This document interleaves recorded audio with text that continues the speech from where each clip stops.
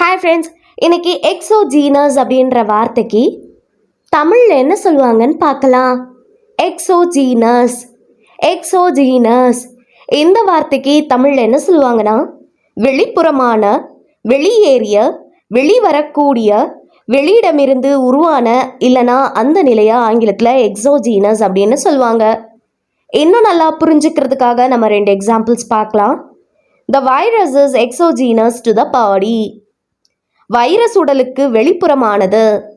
Second example, exogenous factors influenced the economy.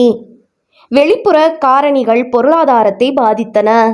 இன்னொரு வீடியோவில் நம்ம வேற ஒரு ஆங்கில வார்த்தைக்கு தமிழில் என்ன சொல்லுவாங்கன்னு பார்க்கலாம்.